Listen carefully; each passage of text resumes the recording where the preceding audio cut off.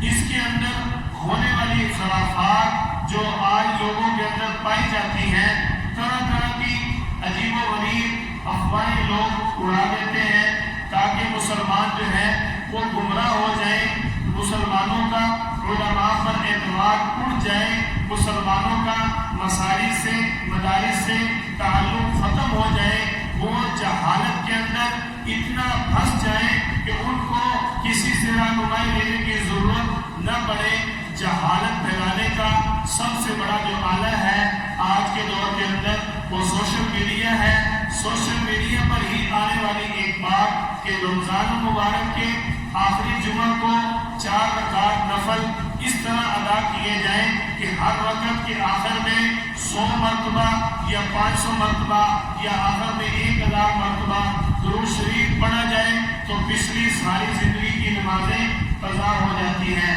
اگر یہ عمل حدیث کے اندر ثابت ہوتا تو پھر سنو کہ آپ صلی اللہ علیہ وسلم کی ذات کے اوپر جتنی بھی تکلیفیں آئیں آپ صلی اللہ علیہ وسلم نے کافروں کو بد دعا نہیں دی۔ غزوہ خندق کا موقع ہے، نبی کریم صلی اللہ علیہ وسلم کی عصر کی نماز ایک نماز صرف قضا ہو جاتی ہے، آپ صلی اللہ علیہ وسلم نے فوراً کافروں کو بد دعا دی کہ یا اللہ ان کے پیٹ کو جہنم کی آگ سے بھر دے۔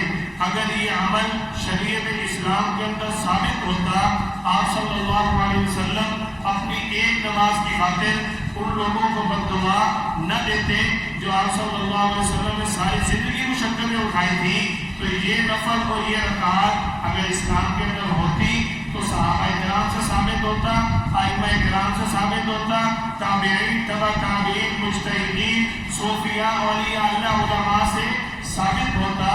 یہ عمل ہمیں صرف اور صرف گمراہ کرنے کے لیے کہ مسلمان کے اندر یہ بات رچ اور بس چکی ہے جو ان کے پیارے حبیب صلی اللہ علیہ وسلم نے فرمائی کہ مسلمان کے درمیان کافر اور مسلمان کے درمیان نماز ہی ایسی چیز ہے جو اسلام اور کفر کے درمیان فرق کرتی ہے۔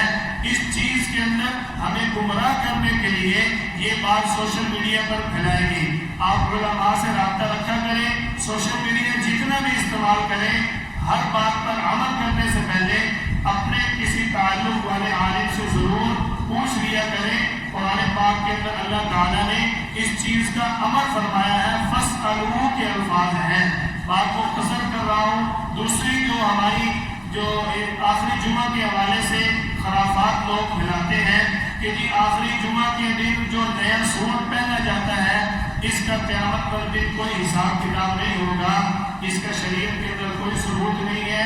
اگر یہ بات ہوتی تو پھر اللہ تعالیٰ سورہ یاسین کے اندر نہ فرماتے کہ تمہارے ہاتھ جو ہیں تُكَلِّمُنَا أَيْدِيهِمْ کہ تمہارے ہاتھ جو ہیں وہ بول کر بتائیں گے کہ بِمَا يَكْسِبُونَ تم نے دنیا کے اندر کیا کمایا۔